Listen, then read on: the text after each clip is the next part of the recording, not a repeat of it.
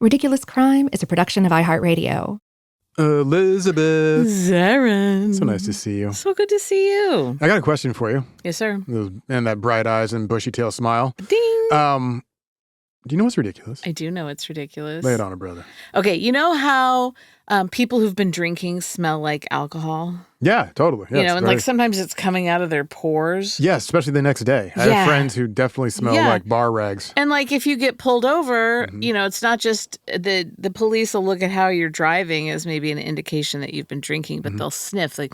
Oh yeah, they definitely smell the air. Oh, I smell the alcohol. Have you been drinking today, sir? Yeah. Well, so we got a problem here with this is a mashup. And okay, so you fine. take. No, I'm taking it. I'm starting with Coors. Oh God. Coors beer. Huh? Mm-hmm. And what would you not want to have it mixed with? Coors. Your mouth. No. Deodorant. What? Deodorant. So they've teamed up. Coors has teamed up with this company, Durachill, which is like a deodorant company. If you say so. And they've made this like Durachill Coors deodorant. It's supposed to smell like the breeze of the Rocky Mountains. It has to be refrigerated before it can be properly applied. Because it's the coldest beer. Well, it's and you know how like the packaging on the Coors, the mountain changes color, turns blue. Well, that same thing happens with the deodorant. Okay. Coors Light is all about helping people, quote, choose chill. And this summer, we wanted to take that to the next level, starting with your armpits. We can blame Marcello Pescoa, vice president of marketing at Coors Light, in a press release there. Whether you're sweating through a heat wave or just trying to stay chill while watching a Leagues Cup match, Durachill is like giving your underarms their own ice-cold beer. Is there a competition we don't know about where these companies try to come up with the craziest mashup? Like, I don't know. Or is it just so people like us talk about it? I think it's so that people like us talk about it. We got tipped off by, I don't know if it's Charmy or Charmy Cajun on Instagram. All right. You know, but the Cajun told us about this. This is horrendous. Way to get me raging, Cajun. And well, we got back to the point. I'm looking at this, and I got back to like, I don't think I want to do these anymore. You know what I mean? Please, like it takes, dear Lord, I do not ask for much. Takes the wind out of me. I'll tell you. I'd given myself a break. I know. And then I come it. back, and I'm just like, end of the empire stuff. I can't take it. Yes. So anyway, I'm glad I could share my pain. Coors deodorant. It's also it's limited, of course. Of course. $14.99, limited to 2 per household, not subject to discounts, and intended for those over the age of 21. But there's no beer in it. You've done a lot of these mashups over the years. Yeah, I have. And I've never heard one that I was like, well, that's actually a kind of a good idea. No. They're always like... Nary a one. It's like they're like Mad Libs. Like, all right, name a product. A deodorant. Yes, Okay, we're going to combine that with name another product. Coors beer. Exactly. Wow. Well, I'll give you that. It is ridiculous. Yes, it is. Elizabeth, I got something for you. Sure. It's straight up ridiculous. Is it ridiculous? Truly deep levels of I ridiculousness. like it. Is it cold armpit ridiculous? Not so much. No, it's a better kind. If I say to you a couple words like Wu-Tang and Shaolin, abbots and monks, and then I mention crime, right? You may think of the rappers of the Wu-Tang Clan. Yes, like specifically for the children. Well, yeah, like Old Dirty Bastard and his many run-ins with the law. Yes. In that case, you'd be wrong. Oh. Why is that? Okay. Great question, Elizabeth. Thank you. The reason is simple. Real Buddhist monks keep popping off with legit wild-ass crimes, and I've got a compendium for you today. Ay, ay, ay.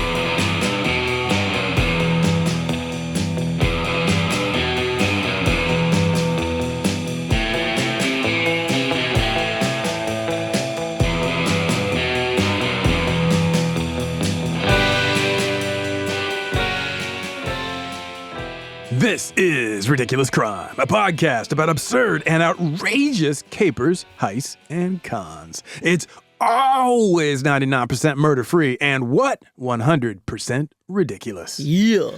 Okay, first things first. Yeah.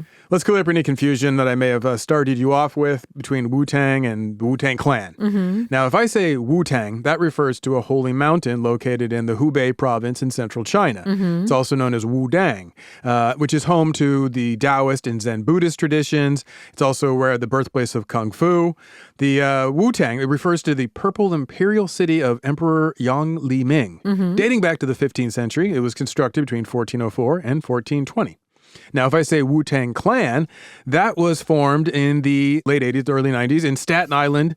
And it's a rap group, right? They were formed circa 1991. Yeah. Now, the Wu-Tang Clan features some of the finest lyricists in the history of hip-hop. Specifically, there's the RZA, the GZA, Old Dirty Bastard, Inspector Deck, Method Man, Ghostface Killer, Raekwon the Chef, You God, and Master Killer. So Wu-Tang Clan, bunch of sick-ass rappers from Staten Island. Yeah. Wu-Dang, Holy Mountain in China. You got it? Yes, got it. Good.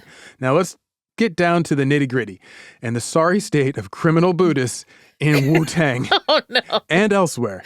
Now, if you follow international news like I do, you easily see that these days Wu-Tang and Shaolin and crime have become this ongoing news story. It's as real as steel because real-life Buddhist monks are on some real crime energy these days. Yeah. It's truly wild. I'm like, wait, again? Like, sometimes I think the story's already been reported. I was like, no, it's a different version of the same story.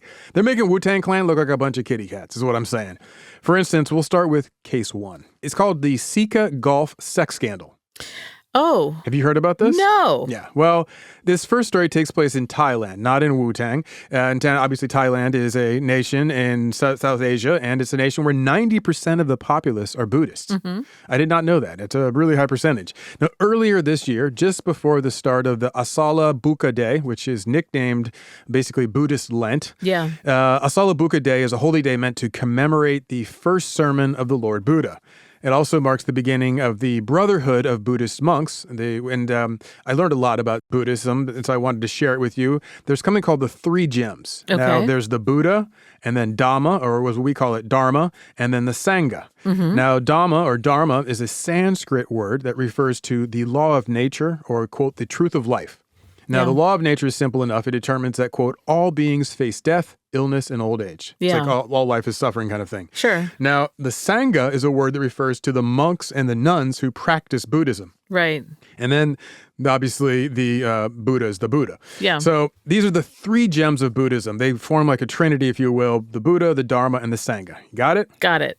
Okay, so today we'll be focusing on the Sangha, specifically the monk side of things, because I didn't find a lot of the nuns doing crime. Oh, really? Surprise, surprise. Yeah. So back to the news that I mentioned earlier this year. Elizabeth, the Sangha is a-shaking because of this major sex scandal that came to light. So nuts. The Sika Golf scandal burst onto the scene when this woman, nicknamed Sika Golf, was arrested for sextortion of multiple high-ranking Buddhist monks. See, when you said it was the golf scandal, I thought it was like at a golf club, at a posh resort where they all played golf. I wish it was that simple. I know. Yeah, it's more of a nickname. But here, Sika, it means devotee of a monk. Okay. Right? And golf is like her street name, I guess. Yeah. So just like the... Because she's in the club. Hey, there Look you at me. go. Now, just like Catholic priests, Buddhist monks are also supposed to maintain a vow of celibacy, chastity. But there's a treasure trove of evidence that they often don't. Yeah. And in this case, it was found in this one woman's cell phone. So police found some 80,000 photos, videos, and chat logs that made it self-evident these Buddhist monks had been not taking their vows very seriously. 80,000? Yeah. And I'm talking like a boatload of Buddhist monks that she was hitting. There were 15 different temples that were embarrassed by this scandal. Whoa. It went all the way to the top echelon.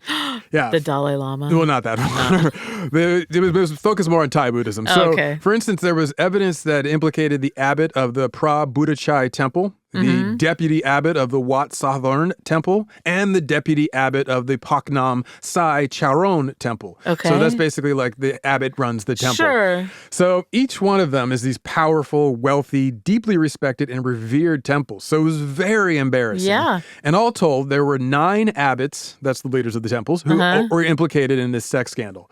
So what's the story? How did this all come about? And then how did it just pop into the being? Everyone was like, oh, fully formed sex scandal. But weren't there like 80,000 items, like videos or videos photos? And photos, and they're not. So they're just under like 10,000 photos a piece? Oh, yeah. Or like, let's see, however much. I can't do math, but I'm rounding down. Let's say there are 8 of them. That's a lot. Oh, it's a ton. She was a documentarian. Yeah. Yeah. Sounds like it. So it all started when this high-ranking abbot abruptly left his temple and the monkhood that he led, and that was suspicious. And so it triggered an investigation by the Central Investigation Bureau, which is like the Thai version of the FBI. Mm-hmm. So the lead investigators, they get assigned to this case, and they go out and they discover the reason why he suddenly and abruptly left the temple.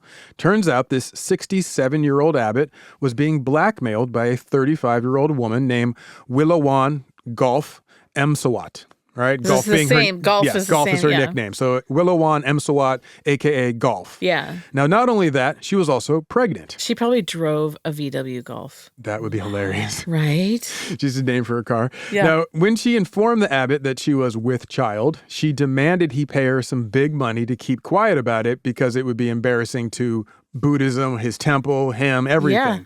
So she's like, you're going to have to pay for my love child, son. Now, according to the Bangkok Post, this now former abbot transferred 13 million Thai baht to Sika Golf as hush money / childcare funds. Okay. And that, I know you're curious about this, that works out to be $397,189. He's just sitting on that money? Well, we'll get to whose money that is. Oh, no. So the investigators, they take a trip out to the temple to question the abbot, and they learn he's already bounced out. Like, oh, he's gone, man. You ain't going to find him here. So they locate him, and then he's like, oh, I'll be happy to help with this case. Maybe you can get me justice. And they're like, get you justice? What do you mean? So this is the first crack in the sex scandal. All told, the investigators determined that this now former abbot had transferred about 12.8 million baht from his personal bank accounts and an additional 380,000 baht from the temple's bank accounts. Oh. Yeah, he transferred the cash through mobile banking apps between January and July of 2024. Wow. The investigators learned that initially, Sika Golf approached the now former abbot by posing as this wealthy socialite. She just bounces around in circles, hangs out with the abbots, and she claimed to be connected to other powerful and illustrious abbots from other temples that he knew. Yeah. So once she earns his trust by going, oh, I always hang out with you folks, the pair began this relationship, which eventually turned intimate, and then it turned into baby making. Now, the monk claimed he sent the money to Sika Golf for a ceramics business. Now, despite the huge sums of money he transferred, he had no written receipts or business agreement for this. But he had so much in his personal accounts. He'd been skimming already, I imagine. One would suspect. Yeah. We'll just say allegedly. Allegedly. So the now former abbot said he'd contacted another former abbot, the one of the Wat Tree Thotsatep Monastery, who was a fellow temple leader, and he'd already fled the country to Laos after he was a target for a corruption probe of his own. Oh. That led the former abbot to Pra Thepchap Paron, that's the original dude, to try to get back the funds from Sika Golf. He's like, oh, wow, you're shady. Right. So he contacts her via DMs on social media. Of course. She ghosts him. So when he couldn't get the temple's money back that he'd transferred to her and that left a paper trail and a huge hole in the temple's finances, it gets discovered by others. He gets kicked out of the monastery. Yikes. So then the investigators, they start to get a handle on his portion of the story. But this leads to other high-ranking and powerful monks because he's a member. He's like, oh, yeah, she told me he hung out with this guy and this abbot. So they go around, they start asking questions. And then this all leads to the arrest of Sika Golf. She gets caught at her house, and this house is in this luxurious housing estate. Right? She's living large. When she gets busted, the investigators discover evidence that confirms the now former abbot's story that he had transferred the 380,000 baht from his temple. That was in February of 2024. And then the authorities, they start questioning Sika Golf, and she admits that she knew the money was from the temple's bank accounts. But that's the former abbot's problem, not hers. She didn't say take it from the temple. She just said, run me my check. So, yeah. So she doesn't care. So the police authorities are like, well, that's kind of callous. So she then tells the investigators, oh, that's just the tip of this little dirty iceberg, because she also says, I had sex with at least 9 high-ranking abbots and other Buddhist monks. They're like, do you have names? Now, I remind you, they swore vows of chastity, celibacy. Right. They're forbidden from having sex. So just that alone would be you're getting kicked out of Buddhism. Right. And that's why they, to keep their secrets safe, had been paying her. All in all, she had blackmailed the monks and the abbots to the tune of roughly $11.9 million US. What? That's a period over 3 years. Whoa. She was just going through abbot after abbot after abbot and just running checks. None of these people believe in karma? One would think. It's kind of their bag. Yeah, right? So what did she do with all this money? I mean, other than her having like the nice house and like her VW Golf, what is she doing with it? That cool ceramics business? Of course. Well, apparently investigators learned that Sika Golf had been spending the money on online gambling. Oh, no. It's the devil's work. And she was not good at online gambling because nearly all of the money, all 12 or 11.9 million was gone. I think most people aren't. Yeah, well, some people you would hope if they're running like through 11.9 million, they'd win some. When they get to her, like she was betting like her biggest single bet was a 500,000 baht, which is about 15 grand in US. So she was putting down big bets. So when the investigators catch up to her and they like go through her bank accounts, they find that there is 8,000 baht left in her bank account, which works out to be $244 American. No, girl. Out of 11.9, all she has left is $244. I wonder if she was playing something that she heard an ad about during a podcast. It's not really a casino. It's like a fake casino. She doesn't understand. Yeah, so she runs through this $12 million in 3 years. The whole kit and caboodle is gone, right? Uh-huh. So that's probably why she was blackmailing her latest abbot for, child support payments. Yeah. She asked him, she said she wanted 30,000 baht every month for the next 20 years. Now, that may sound like a lot of money. That's actually $916 a month. Yeah, that's or $11,000 a year. Easily. So that's really not a big score. So she would have to get up with another abbot. Well, exactly. She's going to have a lot of the scores. They add up. You get 10 of those dudes? Totally. Keep a couple on a line. $9,000 a month. Hello. Mm-hmm. So when the investigators first visit Sika Golf's home and they're investigating that first abbot's sudden dismissal, that's where they find all the evidence of how she's been blackmailing all of these monks. No. So the investigators find on 5 different cell phones the 80,000 pictures, the videos, and they're all with different, very powerful monks. Okay. So, Elizabeth, just to put that in perspective, 80,000 pictures and videos. You know me. You're an inbox zero person. Yeah. I am not. I have from more than a decade of emails is 170,000 unread emails. Uh-huh. She's got 80,000 pics just in 3 years' time. Well, think about the number of pictures that we have in our phones, like in the iCloud.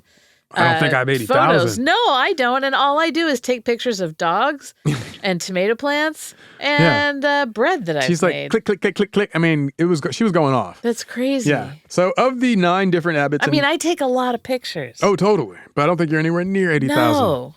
So of the 9 different abbots and monks that she'd sexed up and blackmailed, 8 of them had now been kicked out, and they have left or straight up fled their temples and monasteries.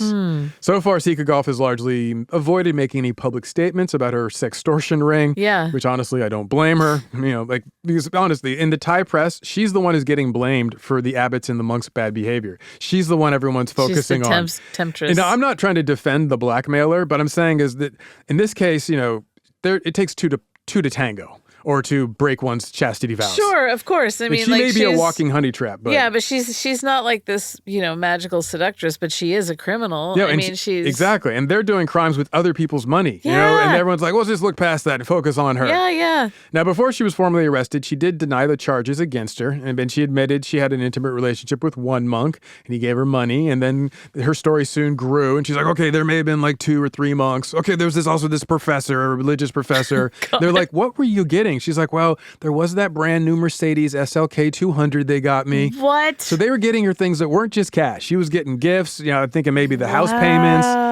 Anyway, I agree with there's this Thai op-ed writer, Sonitsuda Ekachai. She wrote in the Bangkok Post that, quote, when the clergy's moral decay is in full view, it's the woman who takes the fall while the monks are cast as victims. Mm-hmm. She also later added about the abbots and monks, they live in privilege surrounded by wealth and deference. And that's kind of the problem, because if you go back to the beginning, the Buddha was a wealthy prince. Yes. He renounced and walked away from his life of privilege and fantastical wealth for a life of devotion and quiet contemplation. Yeah. And he expressly forbade his followers from these types of earthly temptations. There's no equivocation on this. Right. He's like, avoid money and lust. Yeah. These are the big ones. And they're like, I believe I will. Yeah, and they're like, well, he didn't really mean it. Yeah. Like, no, he specifically said this one. They went back for seconds on both. Yeah, they double dipped for 100% for real. Now, one abbot I found who reported that a large fortune collection of gold had been stolen from him, joked with reporters about his unbelievable wealth and said, quote, I get 10,000 baht per invitation. 5 ceremonies, that's 50,000 baht. Can you give me that? Puh, I only socialize with the rich. I don't mix with the Krajak Nagok Nogoi people, which means poor people. What? Yeah, so what? This is why I'm not castigating Sika Golf. She went after these guys because you got a bunch of corrupt monks and abbots. She's like, well, I'm going to get my taste too. Right. So the one bit of good news is the Thai police have opened a phone line up to report any, quote, misbehaving monks. Yeah. So I suspect and expect that this is just the beginning of the stories One of would the Thai hope so. bad monks One acting would badly. hope. So now, let's take a little break, and we'll be back with more Buddhist monks acting badly, and we'll also dip over to China and visit the home of Kung Fu, Zen Buddhism, and check in on the inspiration for the Wu-Tang Clan. Back in 2. Yes.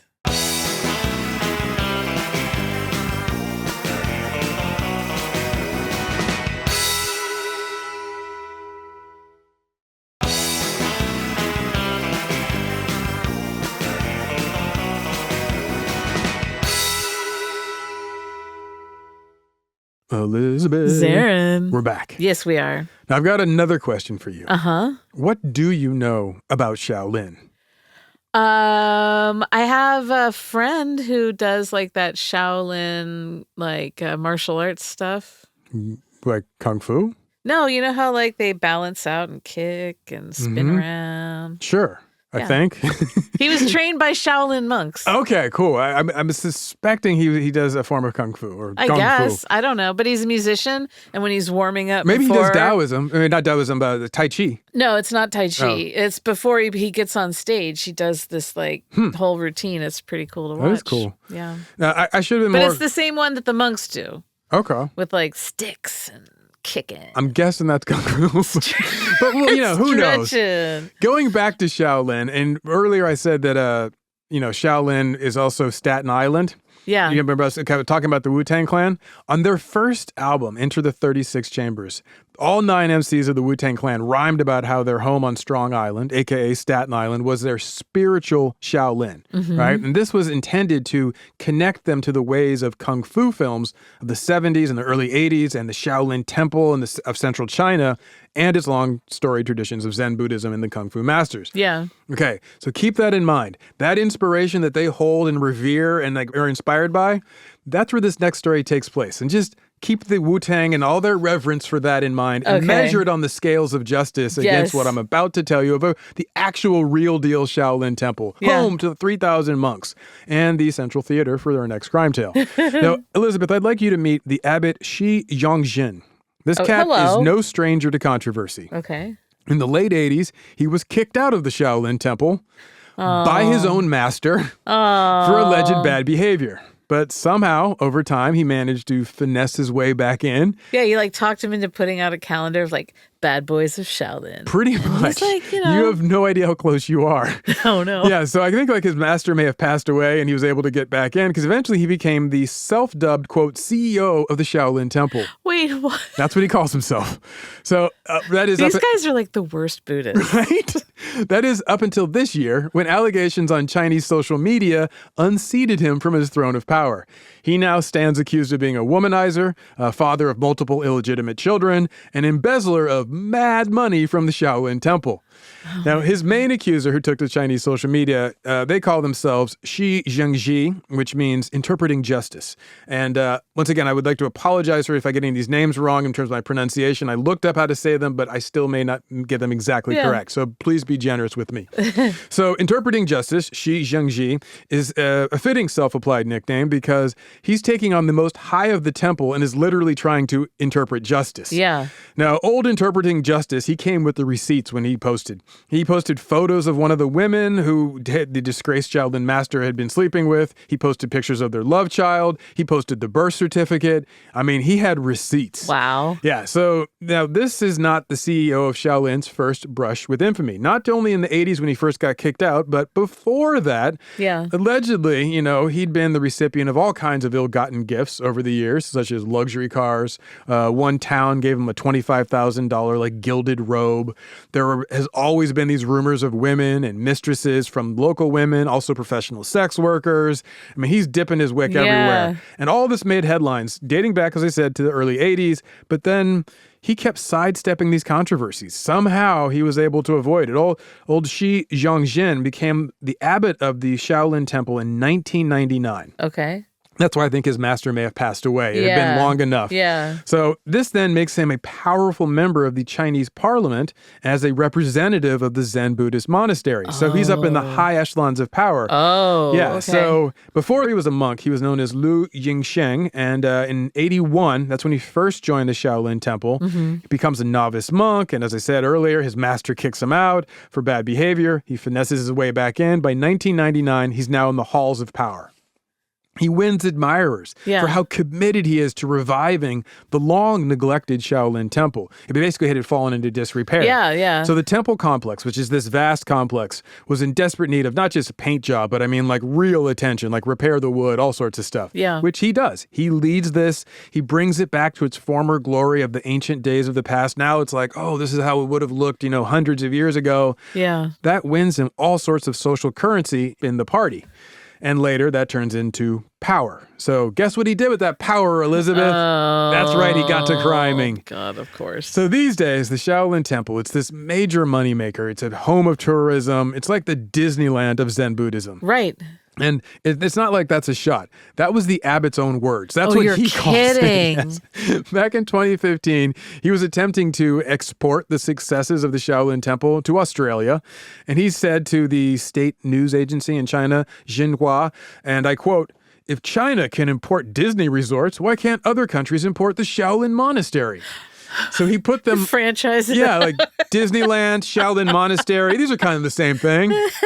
So in order to win favor for that idea of importing Shaolin Monastery to Australia, the, quote, CEO of Shaolin Temple, he wrote a $3 million check to a town in Australia to basically bribe them into building a branch of the Shaolin Temple there. Wow. Now, that's his attitude, right? Yeah. But these days, if you visit the Shaolin Temple, the major takeaway you would come away with is how dedicated they are to monetizing the home of Kung Fu and Buddhism. Is there like a gift shop? Oh, girl. Not only will they sell you all kinds of trinkets and souvenirs, but just like a museum, when you leave the temple complex, you exit through the gift shop. Stop. I swear to God. And inside the complex, you're pitched all kinds of crap. There's refrigerator magnets. There's Buddhist Kung Fu action figures and statuettes. You can get hats, t-shirts, sneakers. They now sell Labubu dolls. What? Yes. This is crazy, and I want some of this merch. My friend who's been doing that, he's been doing this since like the early 90s. Oh, I'm sure he's dedicated. Like late 80s. Yeah. And it wasn't something that was on everyone's radar. Wow. But now, my stars. Yeah, now it's the Disneyland of Buddhism. I want a trucker hat. Dude, I recommend going to there, and you can get your trucker hat, and then you Get in the car. You can buy a ticket for the calligraphy demonstration. Oh, I do like calligraphy. You can also hit up the food court of snack stalls. It's all vegetarian, I pray. I would. Yeah, you can rent an electric cart and tour the complex and be given a tour. Rent an electric. Yeah, you can pay for a tour guide, and they will share the history of the ancient home of Zen Buddhism with you. Yeah, it's basically Disneyland. That's totally something I would do on like a vacation and be like, that'd be really interesting. And then like halfway through, I'm like, I have got to get out of here. Remember, you're also going to be sitting there with like German tourists, Canadian tourists, like some Mexican family. Everybody's going, oh, yes. Like, loud Americans. Yeah, definitely loud Americans. You would be one of them, or maybe not you, but I would be one of them. So, I'm not a loud person. No, not generally. No. Now, obviously, when you're there, they still have monks like in meditation in the halls because and you also have kung fu demos like what you're talking about with the flying kicks because you gotta have something to sell to people. You gotta have like a show for the folks to come see. Now, over the years, this place has been home to many famous visitors. The late Queen of England, Elizabeth II, she went there. Stevie Wonder went there. I guess he just wanted to hear how it all was. Mike Tyson went there. That's so horrible. Nelson Mandela went there. Tim Cook of Apple, he's definitely been there. Tim Apple was in there? Henry Kissinger was up in there. He's like, I never bombed this. Yeah. Now, then there was Robert Downey Jr. Longing regret, he looks at it. Now, all these famous names I know about because they're prominently displayed on tablets, so famous people have been here. Is it like when you go into like a deli and there's all the famous Yes, exactly. folks? Like the picture framed picture. Oh, Yeah. boy. Now, this gross commercialization commercialization of the Shaolin brand, it doesn't sit well with many of the monks and other abbots you think? Yeah, they don't really like the, quote, CEO of the Shaolin they Temple. And their little secret girlfriends look at that and they're like, they look down on look, this is gross. Isn't that right? Sweetheart, did you take a look at Show our this? love child this picture. So the CEO of the Shaolin Temple, he is the first Chinese abbot to hold an MBA degree. So he wants everyone to know, like, I'm good at this. Okay. Like, I've been trained. He's a business guy. He's also equally proud how under his leadership, the Shaolin Temple has basically become the Shen Yun of Kung Fu. No. Right? Oh, no. He now has monks traveling the world putting on Kung Fu demonstrations. Do they put flyers everywhere? God only knows, and commercials everywhere. And they come around every 3 months, it seems like. But, I was in France last year. Yeah. And there were Shen Yun Get out of town, really? On the streets there's of multiple Aix-en-Provence. crews. There's not just like one crew. No, I know. Yeah. But I thought it was just, for a while, I'm so self-centered. I thought it was like a Bay Area thing. Mm-hmm. Then I find out it's all over the country. Now I find out, Zaron, it's global. It's worldwide. Oh, yeah. So also, because he's trying to, do all this commercialization of the Shaolin brand, he's also approved video games, movies, cartoons. He will rent out the name for traditional Chinese medicine companies. What? For book deals, real estate deals. Like real estate deals. Do you stay in like the Shaolin Hotel? Totally, brought to you by Shaolin Temple. This new tract of condos. Yeah, he also obviously... like KB Homes. When asked about it, as he put it, quote, cultural promotion is a very dignified undertaking. Oh, sure, if you say so. Mm-hmm. Now, in Chinese state media, as for any benefit that he may receive for his work selling Kung Fu and Buddhism all around the world, such as perhaps luxury cars or money, he has said, and I quote, monks are also citizens. We have fulfilled our duties and made contributions to society. So it is only right that we receive rewards. It seems like a very capitalist venture. I don't think that Lord Buddha would be too into this. Now, in 2015, that was the first time he was credibly accused of misdeeds. Allegedly, this was for embezzling from all the vast wealth that he's generating as rewards. Yeah. An anonymous letter accused him of not only embezzlement, but that he'd been siphoning off big money to pay off his several mistresses and pay for his love children. Yeah. This anonymous letter caused an uproar in China, right? So the claims now have to be investigated. Everyone's talking about it. So the Shaolin Temple says, we'll look into the matter.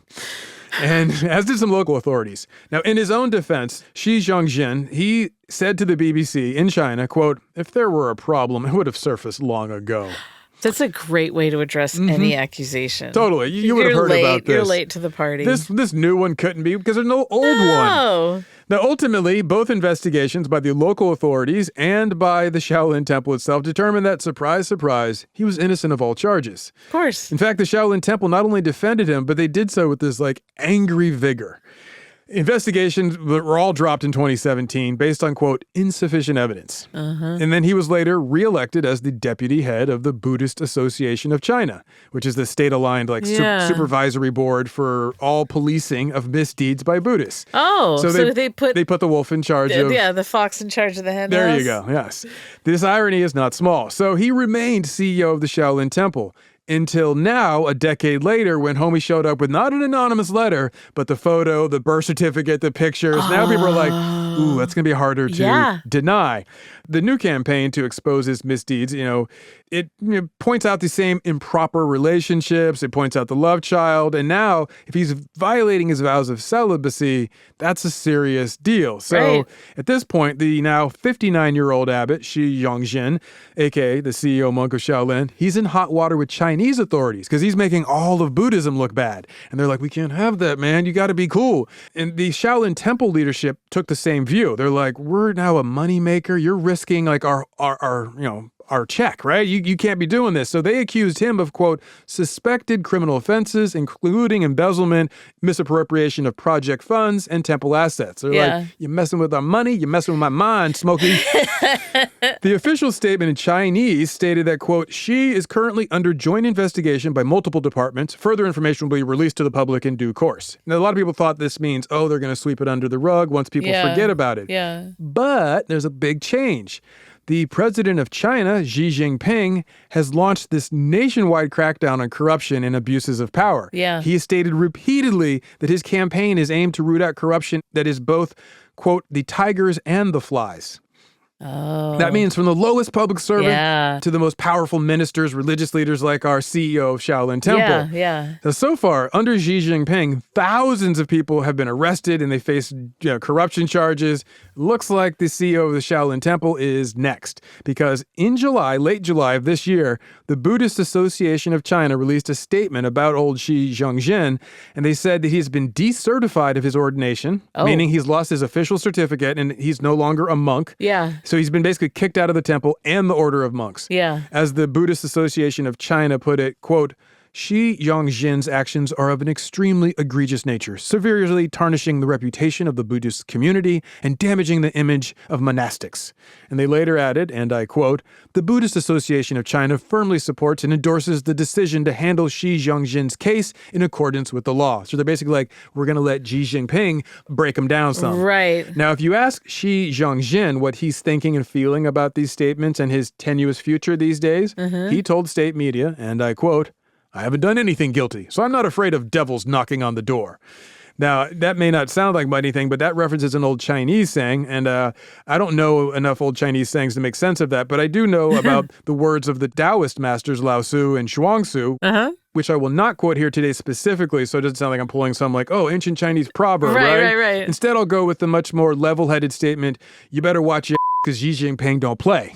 Right? Okay. There you go. That's my ancient Chinese proverb. Now, That's basically, a contemporary Zaron proverb. Now, when it comes to devils knocking on the door, it did call to mind something that Bob Dylan sang in Highway 61. Yeah. Abe says, man, you must be putting me on, son. And God said, no. Abe said, what? And God said, you can do what you want, Abe, but the next time you see me coming, you better run. So... Bang. On that note, let's take another break. Yes. And when we get back, I got one more tale of Buddhist monks behaving badly. And this one's wilder. Can't wait.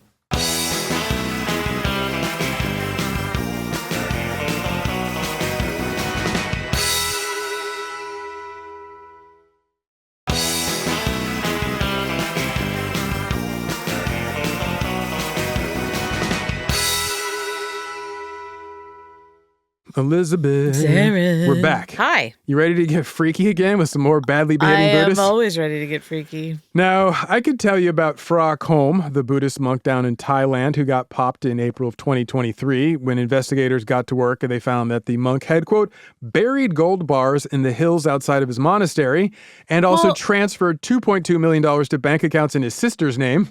Who among us hasn't? Right? And also, he and his fellow monks conspired to embezzle about $12 million from their loyal and faithful followers who largely live in near poverty. Yeah. Now, my favorite part of that story is how he ultimately got caught, right? He was busted by local police, but they didn't have much evidence against him. So Phra Kom, being abundantly overconfident, he phoned his monastery from the police station where he was being questioned, and he ordered his fellow monks to go and hide their loot. Now, I don't know if the cops were listening in or if he was just loud talking on the phone. Either way, the cops drove out there and they watched the monks hide the stuff, so they knew where all of it was. Oh my God, that's amazing. As one of the officers told local media, quote, some had hidden it in the bell tower, some had buried in the hills behind the temple, and they covered it with monks' robes. Our investigation team was stunned. It was a huge amount, but these people, they took it for themselves. Oh, this is going to be an ongoing theme, all right? So after he and the other 6 monks were busted, they caught serious charges because Thailand is in a grip of this problem right now of bad Buddhist monks. Yeah, so they caught sounds 468 years behind bars. Whoa. 468.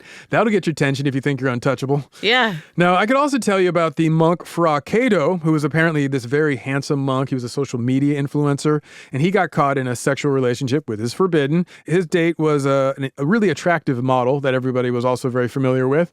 So obviously he's violating the vow of celibacy with this other famous influencer. Well, and an influencer has to have ego. Oh, yeah. Wait. How does that work? Right? Well, that's kind of how he got caught, because once the noose was tightening, he tried to bribe both his lover, the model, and the journalist who was writing about their affair. No way. And he tried to do it with money he'd embezzled from the monastery, and then he got caught in a secret audio recording which doomed his plan at hush money. Oh, my God. Yes. So both of those feel vaguely similar to the stories I've already told you. So I've got a whole different story to tell you. No.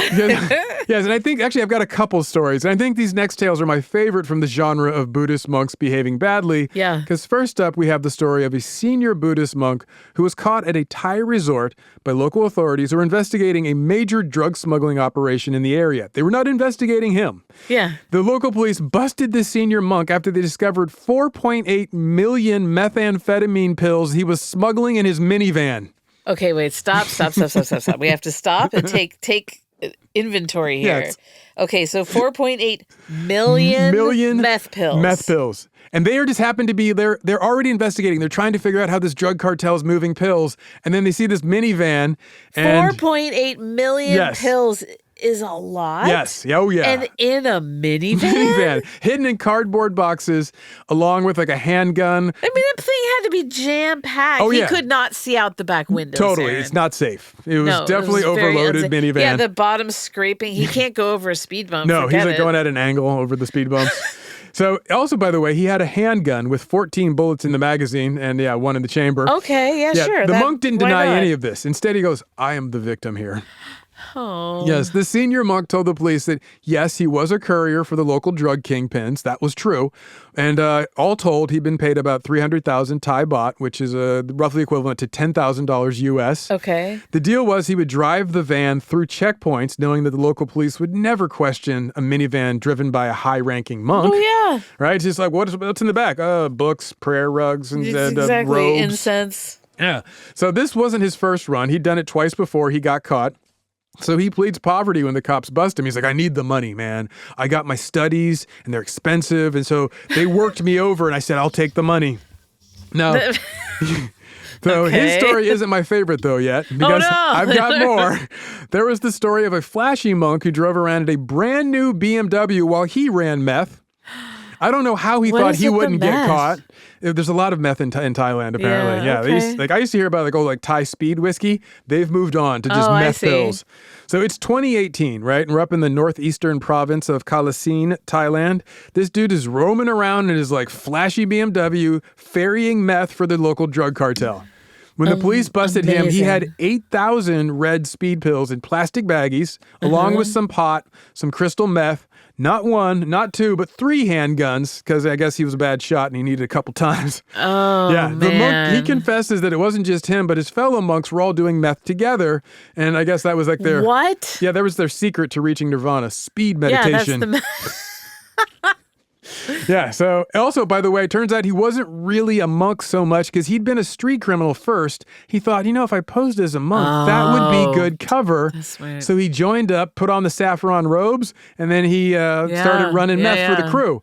Then now he gets popped, he gets defrocked and expelled from the order. He's a bad influence on that. Totally, pulled down the whole order. Yeah, exactly. As one police officer put it, quote, the suspect enjoyed a luxury lifestyle with over 10 million baht circulating his bank accounts. He drove his BMW to deliver speed pills and crystal meth to his clients, mostly nightclubbers. Now we get to my favorite of these Buddhist monks are so good. behaving badly. This one comes to us from 2021. Now, rather than me tell you about this one, Elizabeth, I'd like you to close your eyes. My eyes are closed. And I'd like you to picture it.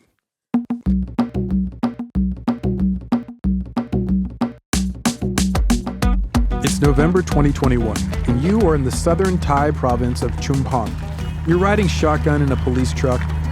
No sirens, there's just the sound of the steady hum of the engine, the wheels as they splash through shallow puddles that gather in the ruts of the jungle road. There's also the speed of the wind as it whips past your open windows. At the moment, your eyes are trained on the softly swaying trees from a plantation of palm trees. It's a rather idyllic scene, and you're working as an international journalist for the BBC. You're on a ride-along with a squad of Thai police.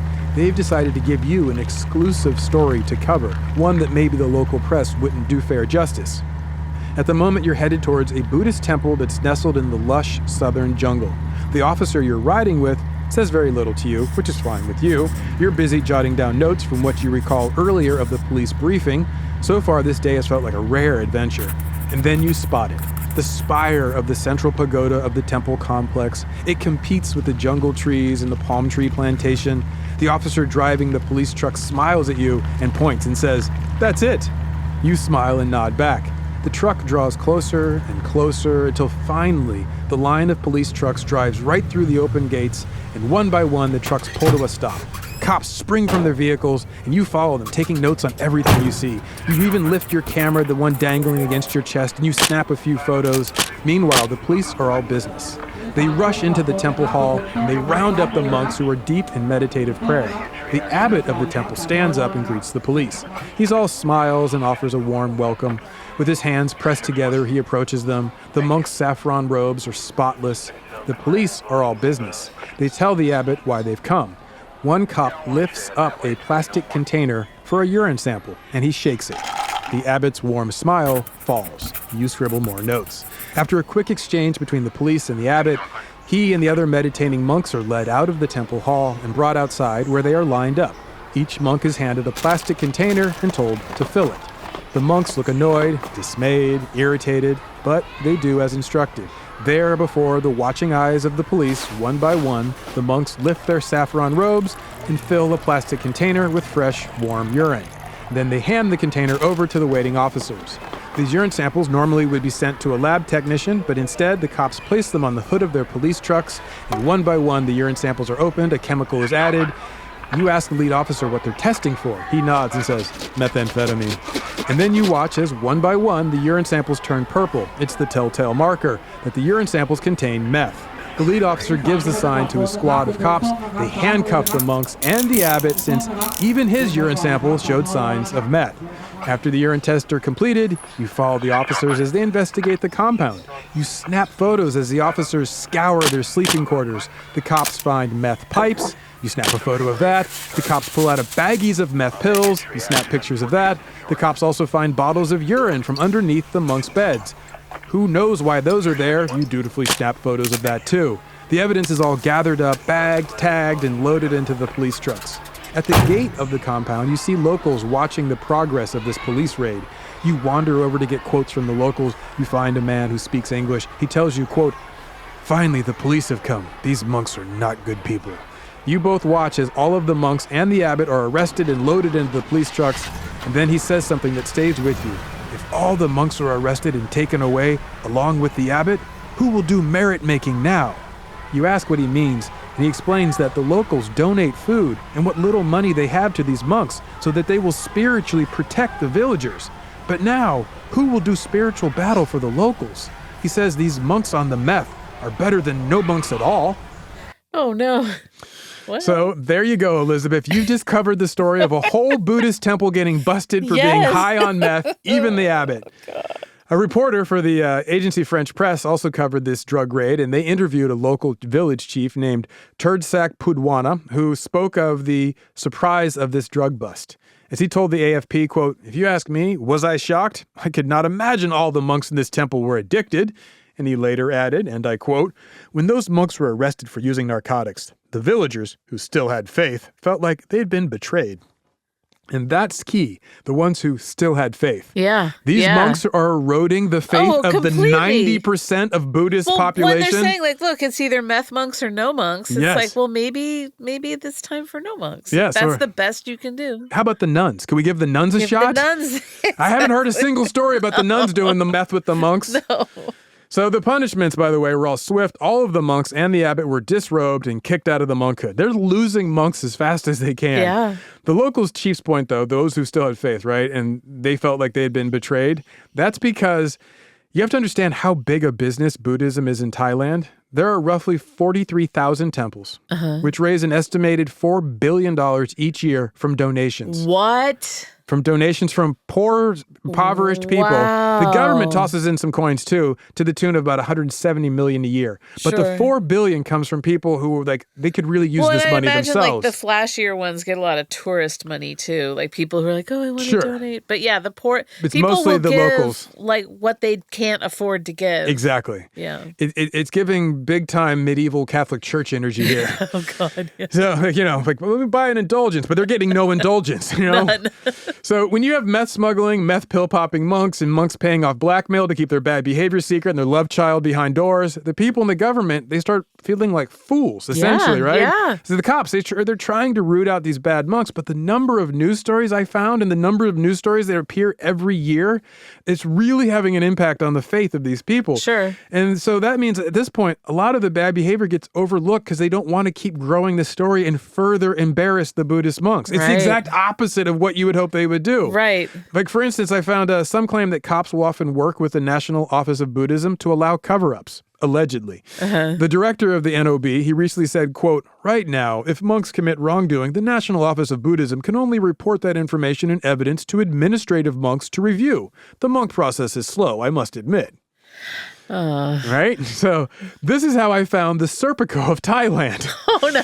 There was a true believer in both Buddhism and the law, right? And he launches his one-man undercover operation to root out bad monks. He's IAB. Totally, right? So we enter the police lieutenant colonel Sayompu Kalujitsradam. Okay. Right? He went and got himself ordained, and then he went undercover as a monk. No. Yes, he put it, quote, "Being a police officer, one has to be ready in both body and mind. The best thing for me was to try to become a monk." Yes. So hiding That's out commitment. at the temple, he waited for the drugs to arrive, and then he would bust everyone involved.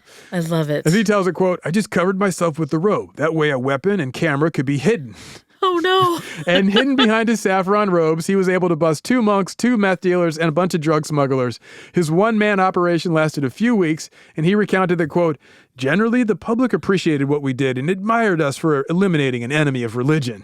Oh, my God. So there you go. Our little hope is this one-man... One guy. He's a one-man army. Yeah. So the mini stories of badly behaving Buddhist monks. I love it. It's like they always say, the last refuge for the scoundrel is the church, or in this case, the Buddhist temple. Yes. So what's the ridiculous takeaway here, Elizabeth? You know, I am just personally, this is just my own personal take, my takeaway. I am distrustful. I do not trust people who broadcast their belief system in an aggressive way. Totally. And you've listed all these bad Buddhists. They are not good at being Buddhist. Yes. And I used to have a neighbor who was like that, who all he did was like broadcast out that he was this Buddhist. And it was like his business was part of that, everything. Sure. And he was the most selfish, manipulative, like he had zero compassion. He's with, nasty gossip about other people in the building. Sure. Horrible person. But yet it was such a part of like his broadcast identity. And so I think if you really have a faith system and you believe in it and you think other people should have it and share it, if you just live the right way and people be like, "Oh, what's your secret?" You know what I mean? And then ask. But if you go around and so you craft this identity, all these bad monks, they had this identity that got them all power and all sorts of other stuff. But they're rotten at the core. They're just bad at it. Zaron, what's your ridiculous takeaway? Well, thank you, Elizabeth, for asking. Oh, gosh, you're so welcome. I actually have one. It's kind of ridiculous, but you know me, I side with the Taoists. That's like out of all the spiritual religious traditions on the planet, I was raised Catholic, but I really ultimately side with the Taoists. And it comes down to a very simple Taoist saying, there's those who know don't say, and those who say don't know. Yeah. And I believe that. So if I hear somebody telling me about their faith, I usually don't believe them. But if I see the acts of their faith, I totally believe them. Correct, yeah. So in this case, we saw no acts of faith. Zero. So there you go. Zero. Now, you in the mood for a talk back to wash this all down? You better believe it. Talk back. Oh my God, did he just say that? OMG. Hello, Ridiculous Crimers. My name is Kelly. I'm from Madison, Wisconsin, and I just wanted to thank the three of you for the hours of amazing entertainment. My daughter and I have been listening to you guys for over a year now, and we each have Bumfardo shirts, and Yes. I sent an email for producer Dave to share his Elijure, but just wanted to say thank you so much. Well, thank I you. love it. Thank you for listening. You just gave us both huge, big smiles. We really appreciate that. Yeah. And also for everybody else, but the Bum Fardo shirts, those are available on our Ridiculous Crime website. Yeah. So go there and you can find all sorts of merch. Recently, ridiculouscrime.com was the winner of the UC Davis R.M. Bohart Museum of Entomology's Butterfly Collector of the Year Award. You're kidding. Huge honor. I've just been having my fingers crossed on that one for a really long time. I didn't think we stood a chance. No, honestly, no. The competition was fierce. You can also go check us out at Ridiculous Crime on Blue Sky and Instagram. And we have our Ridiculous Crime podcast on YouTube. That's Ridiculous Crime Pod on YouTube. Go check it out. It's a mix of throwback episodes and new episodes. So please like, subscribe, tell the kids, tell your friends, leave a comment. We appreciate it. The visuals are animation. Yes. Yeah. So it's like you can listen and you can also watch us be like represented by animation. It's cool. It's cool. Also, there's the iHeart app where you can leave a talkback and maybe hear your voice here as we just did. And also reach out to us at ridiculouscrime@gmail.com. We love your emails. Thank you for listening, and we will catch you next crime.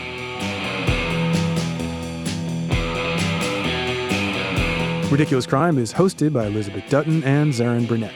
Produced and edited by the man they call the RZA to our Jizza, Old Dirty Dave Kouston. And starring Annalise Rucker as Judith. Research is by the CEO of Ridiculous Crime-ism, Marissa Brown. Our theme song is by our house band, Buddha and the Isms, Thomas Lee and Travis Dutton. The host wardrobe provided by Botany 500. Guest hair and makeup by Sparkle Shot and Mr. Andre. Executive producers are Ben Bolin, though the streams are swollen. And Noel, keep them doggies rolling, rawhide, Brown. Ridiculous crime. Say it one more time. Ridiculous crime. Ridiculous Crime is a production of iHeartRadio. For more podcasts from iHeartRadio, visit the iHeartRadio app, Apple Podcasts, or wherever you listen to your favorite shows.